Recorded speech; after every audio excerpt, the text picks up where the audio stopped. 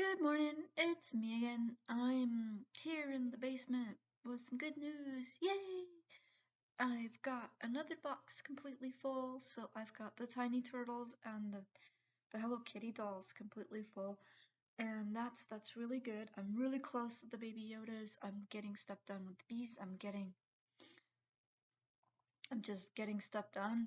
I had a little bit of a setback, and I may actually have to trash out some yarn, not the whole thing, but part of it, because Jasper decided to launch himself off the back of one of the kitchen chairs and try to use the tablecloth as a parachute, forgetting that he's 20 pounds of chunk. And my coffee was on the table and it spilled everywhere. And it got on some of my yarn, and that was kind of a nightmare. But it looks like the only yarn that kept the coffee staining was a yellow. And I do have big enough patches between the coffee that I can probably use some of that for detailing. And my daughter does have a really good idea to do like jack-o'-lantern buzzy bees. Um, I'm not really sure how to do the eyes, but I think I'm gonna do little V shapes for the pumpkin face thing, the pumpkin grin.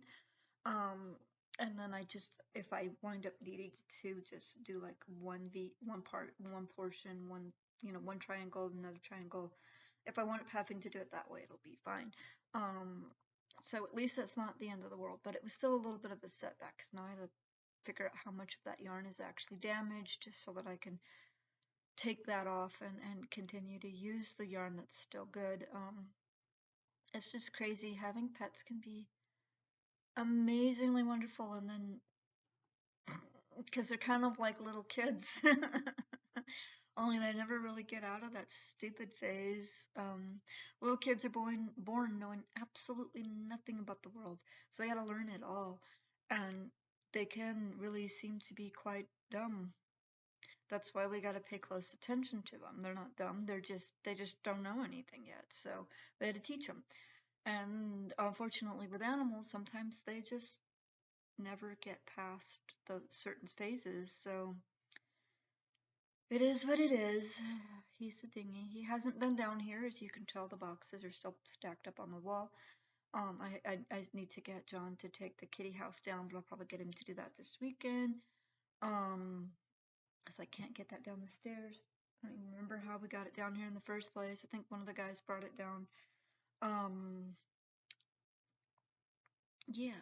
So that was a fiasco, but other than that, everything's good. I've got an item posted on my Happy Little Stitches sales page on Facebook, and I checked my thing to see if I needed to open up my hours for my crochet classes, and I don't.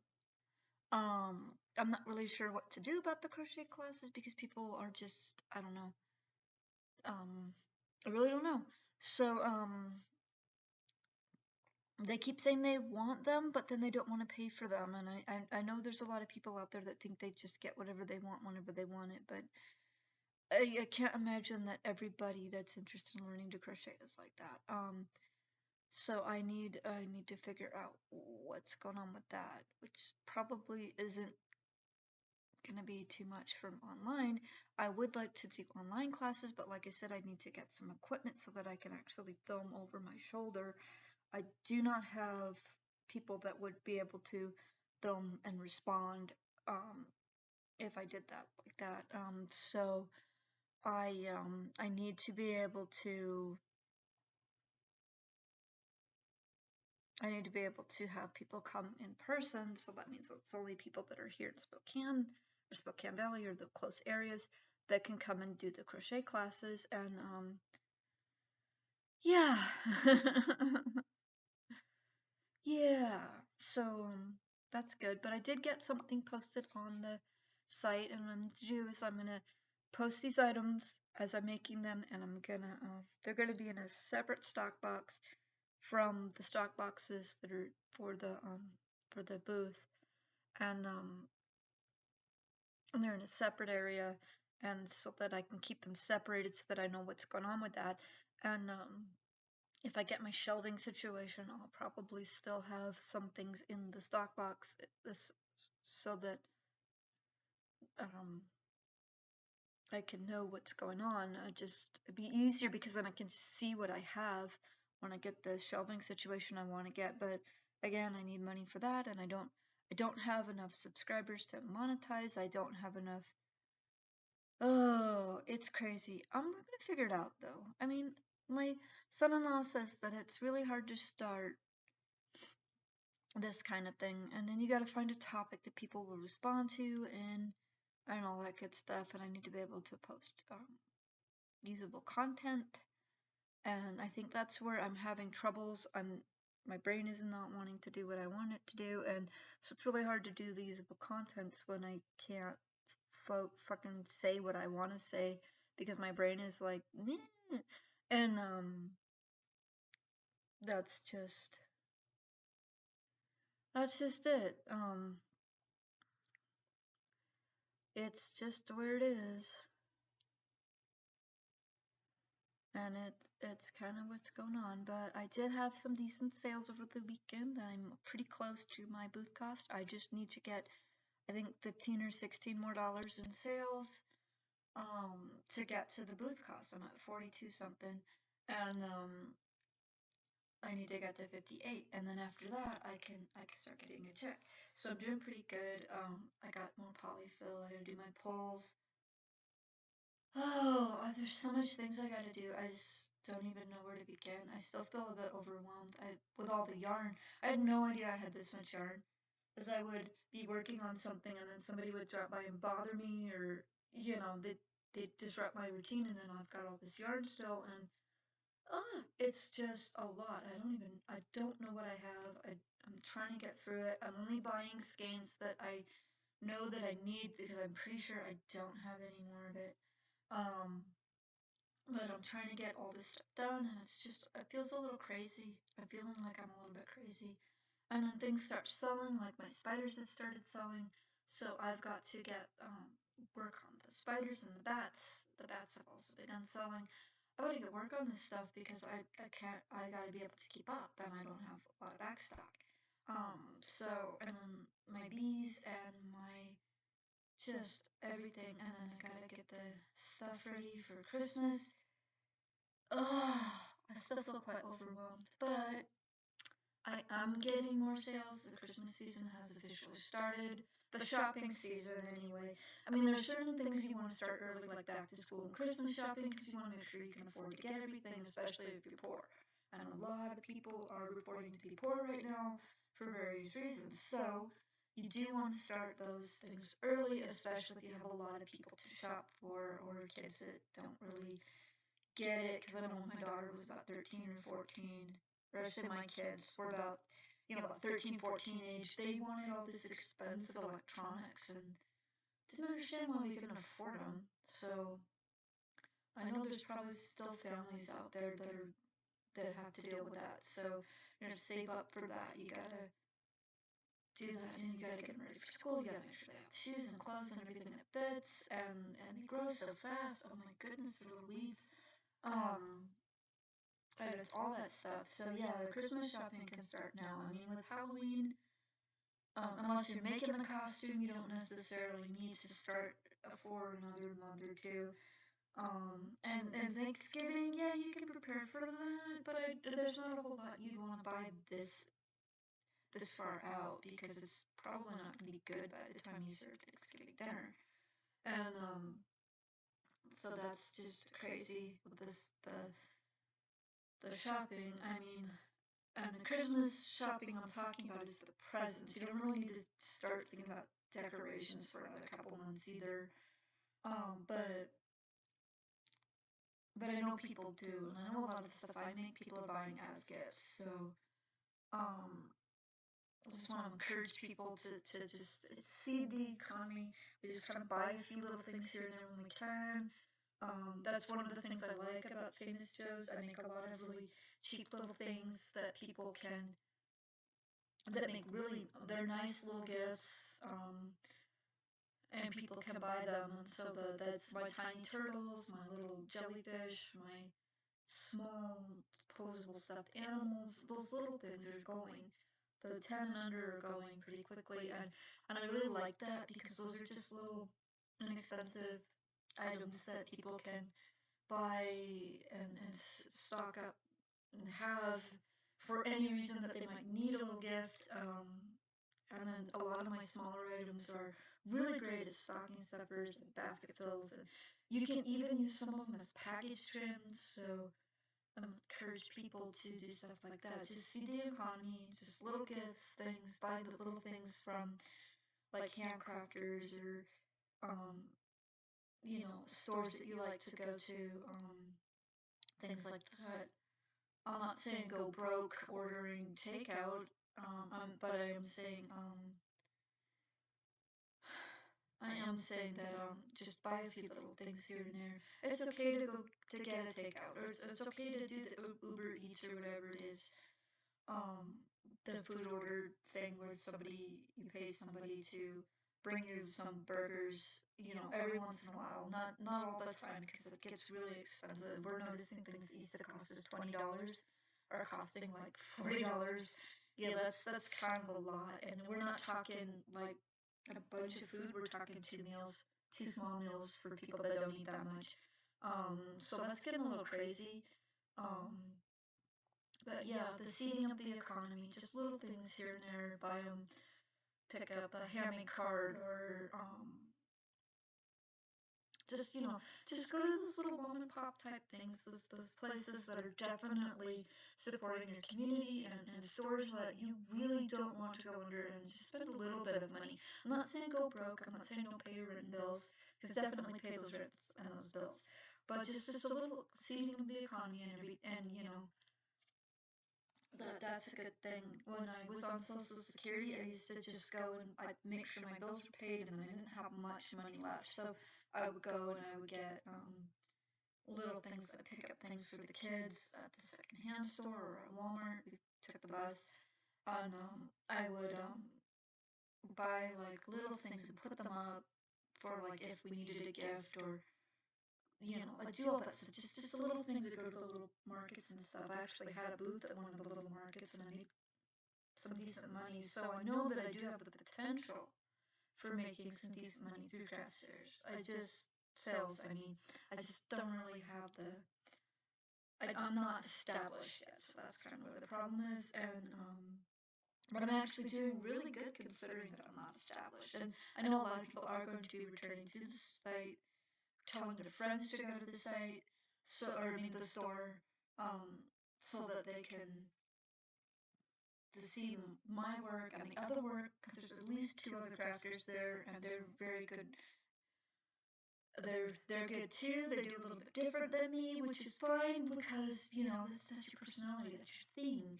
I was actually glad to see one of them because I had not done anything with my flip mitts.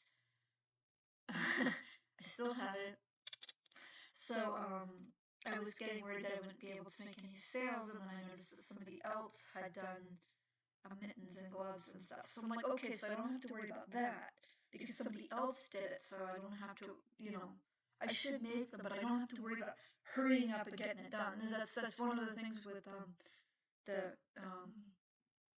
positive competition, I'll call it. There's another word for it, I just can't think of that.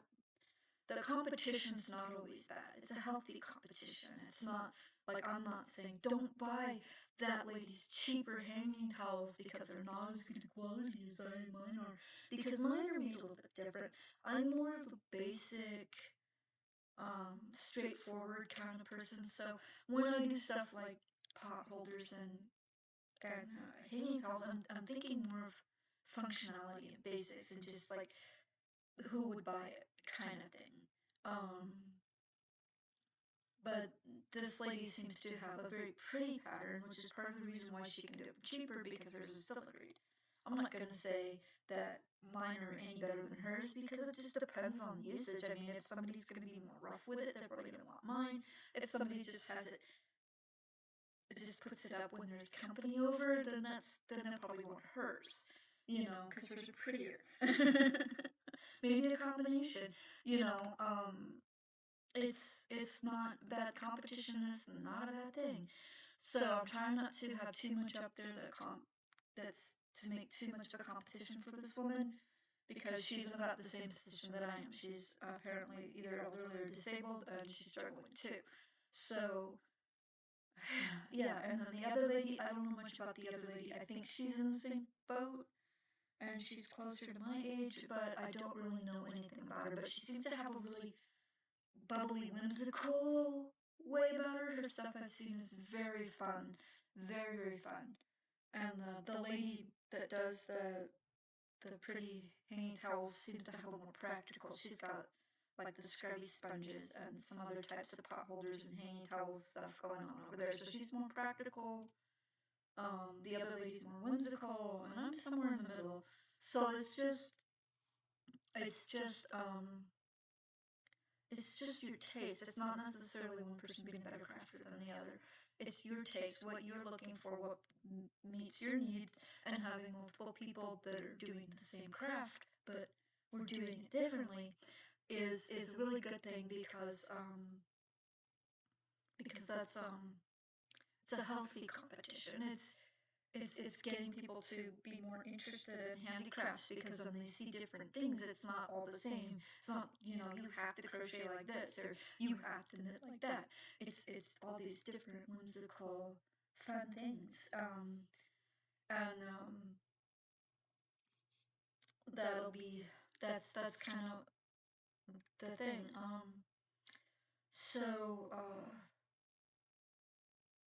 my brain is trying to die, so I probably should wrap this up. But I'm noticing I'm getting a little long. You guys don't like them too long. But yeah, I'm trying to do this, and I'm really wanting to be encouraging of other people who can be able to do this. I really don't know how bad things are gonna get, like I said, because people are talking about all these rumors of food shortages, which I don't see any evidence of them actually being true. Though I don't know if that's happening in other areas, because I've always lived in an area that was agriculturally sound, I guess. So when I was living in Arkansas, there was a lot of meat packing plants near where I lived, so we never really had to worry about the farms and meat packing plants. But there are areas that don't have a lot of rural economies, they don't do a lot of farming. I'm kind of wondering if some of the people who were talking about the food shortages are from those areas because they have to have things brought in.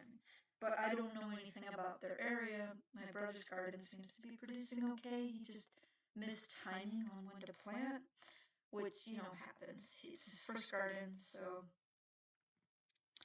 But yeah, I don't know anything about people. I do know that there have been several very strange incidents that almost look like someone attacked a plant.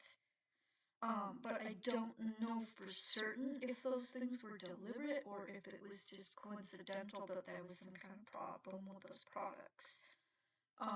But I'm not going to say that people aren't attacking the food lines because they might be. I just don't know because all I can do is from the news, and there's no nightly news, and half the time you can't trust the news anyway, no matter which programs you're watching, because they all seem to be just focusing the news towards what they want it to mean, which isn't exactly the best thing ever. And then I hear things about the Civil War in the U.S. I have no idea what that's going to look like. Very likely that it's going to be on the East Coast, so that us over here on the West Coast aren't going to see too much. But there's probably going to be some activities here if that happens, because there are military bases. I just have no idea what this means for the world and the economy. I don't have any idea. And I don't know if these things are actually going to happen. I just don't know. The world just seems really insecure and unsure at the moment, especially here in America.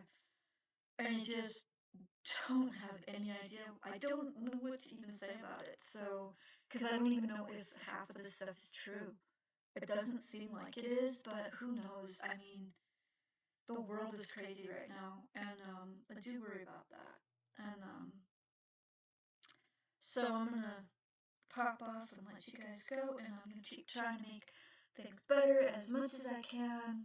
And I just don't know what to do about all the stuff I don't have control over.